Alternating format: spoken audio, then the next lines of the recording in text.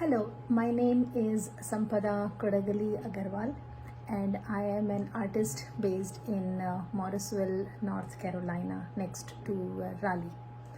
And I give a really big thank you to Rajiram for reaching out to me and giving me this opportunity to talk to you under the UNNATI Diaries Kalaakaar series.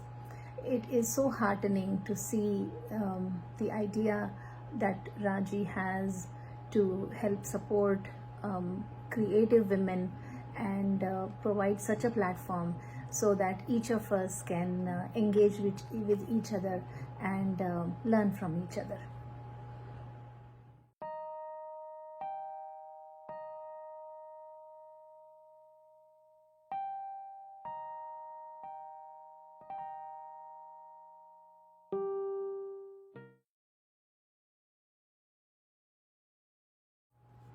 My early years in India were in Gujarat. My father was a veterinarian who worked for the Amul dairy, and so we had a really beautiful campus in which I grew up, and I had the fortune to be exposed to a lot of art, music, dance, and sports while I was growing up. My mother was an art teacher before she had her children, and so we were always surrounded by art. She used to make rangolis every single day in the morning, and that I think has had a huge influence on me as a creative person. Also, I enjoyed singing a lot, so I used to sing from a very young age, and I got exposed to a very nice group. And we used to tour different places, even we went abroad, and so I had a charmed childhood, exposed to a lot of different creative art forms, including Kathak. I have learned Kathak until Visharad, so even that has been a pretty amazing experience. Plus I am a decent badminton player too. Represented the state of Gujarat when I was in high school. So, I mean, all in all, I think I had a wonderful time growing up in India in a very small place called Anand, where Amul is based. So I guess I just had the best of both the worlds, the small town charm plus the amenities that the workplace where my dad worked provided.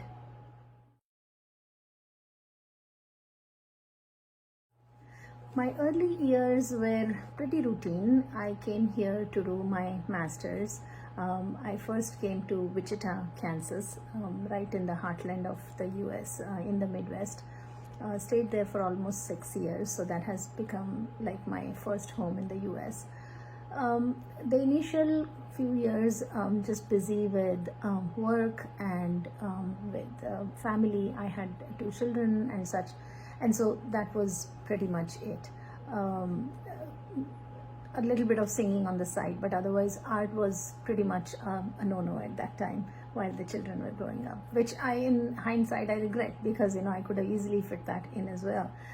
But I guess you get overwhelmed with too many things to adjust and adapt to.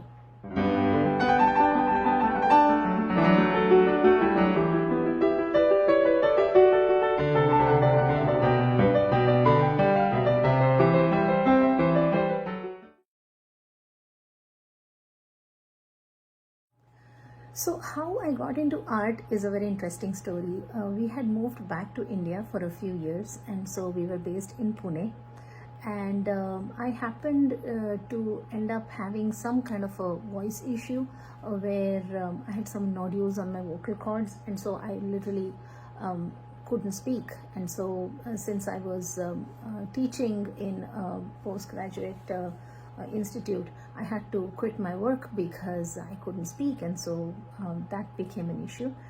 And since I couldn't work and I couldn't speak, I got really frustrated, didn't know what to do with myself. And then of course art came to my rescue. I just plunged myself into art and spent a lot of time just just working on art. And I think Pune, being the city that it is full of culture and arts, and I had the opportunity to learn both Warli and Madhubani over there, and that just pretty much the interest just took off, and I haven't stopped since. And that was back in 2005, I want to say. So it has been about 17 years since I have been practicing art.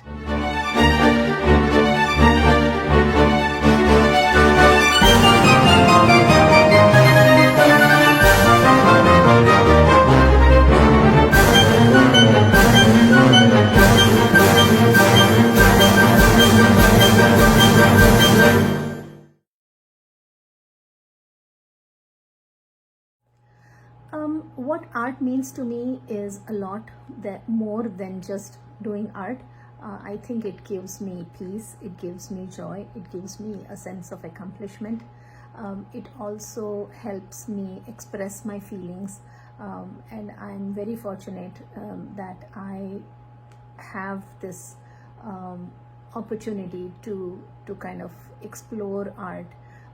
And I'm surrounded by the right kind of people who gave me that right kind of support.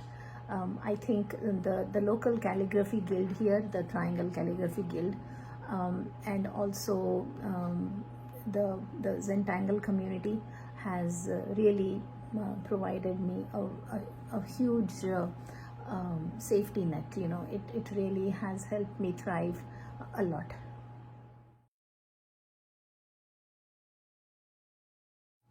My special skill or style is quite varied. I think my basic interest is in Indian folk art, and so I use every opportunity to learn something new.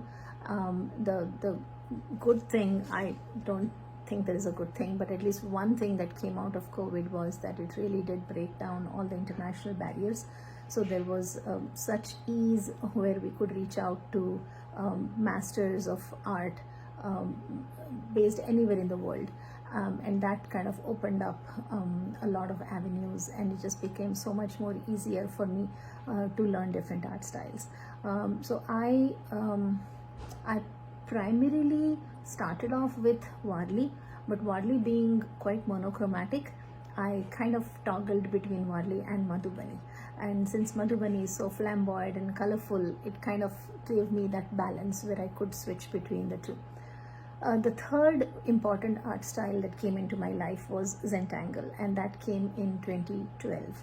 And those of you who are not aware of what Zentangle is, it is a pen and ink art style that is heavily based on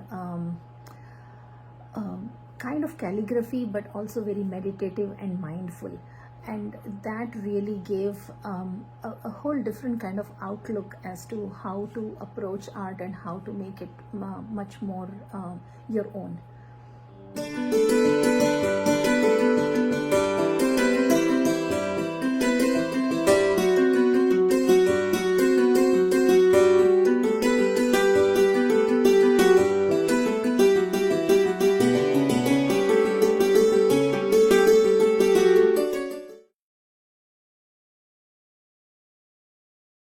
What inspires me the most is my fellow artists. I think the art world is just so giving and so supportive, and I'm always looking for ways to collaborate and to grow.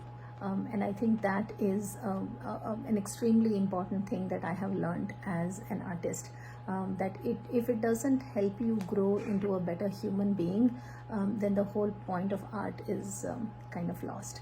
So again, as I mentioned, there have been organizations and other art communities where I have found a safe place and a haven to thrive. And I think the Zentangle community is quite key. It spans across the world, so it really did open up a lot of commonality between me and anyone else out there in the world, you know, and I think it really did help build those bridges between humans.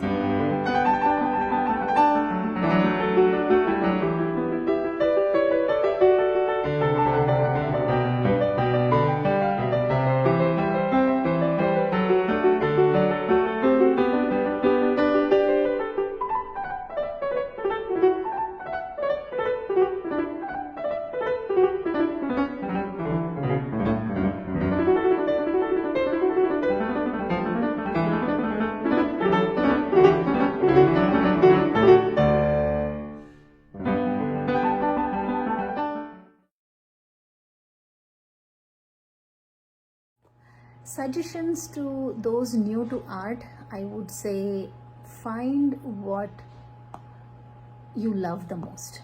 There are so many styles and there are so many mediums, and sometimes one gets overwhelmed. But I think the most important thing is to find what ignites your passion, and then find time to practice it, because there is no shortcut to art. You just have to, I mean, there are some people who are inherently talented and they just, whatever they pick up, they just excel at it. But others have to work a little bit at it. But more importantly, I think you should enjoy the process, because if you don't enjoy the process, then it just becomes a chore. Art should always provide you joy at any given point of time. So the product is of course the most desired end result, but the process should also be equally enjoyable. That will help you practice more. And the other important thing I think we as artists should always remember is that it is okay to copy and be inspired when you are just learning. But in general, I think it is important that you find your own voice. So even if you have copied something, please give due credit to whoever you have copied the work from. And then if you are doing something commercially, then you make sure that you are not using anybody's exact work, but instead you are creating your own creation, and that way you feel better about it, because then you have something to say and you are not just regurgitating somebody else's idea.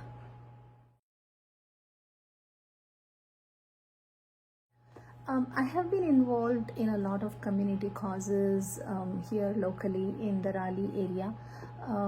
I do have close ties with a lot of creative folks here, including musicians and dancers and other fellow artists. The one organization that I'm right now closely affiliated with is the Leela Foundation, and that is a philanthropic foundation that helps support artists in the US. And I offer art classes through Leela Foundation. A portion of the proceeds go to the foundation. I also have a keen interest in general philanthropy, and I'm always looking for opportunities to collaborate.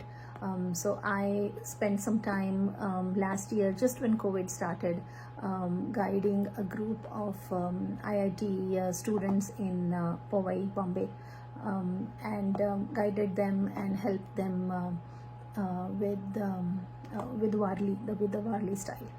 So I'm always looking for such collaborative opportunities.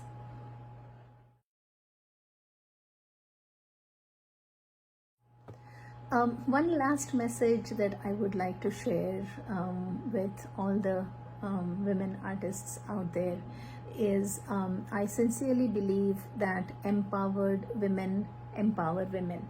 And so we sometimes can be our worst enemies. So we just have to remember to be kind, to be supportive, and give everybody an opportunity to thrive and grow. I also think that one should never stop learning. Learning is a lifetime exercise, and I think one should always look at life with a sense of wonder. There is just so much to appreciate out there. We just need to remember that small point. Other than that, I'm so glad that you have seen this until the end. I appreciate your patience, and I thank Raji again for giving me this opportunity to share my thoughts and my experiences with my fellow artists. Thank you very much. Have a wonderful day.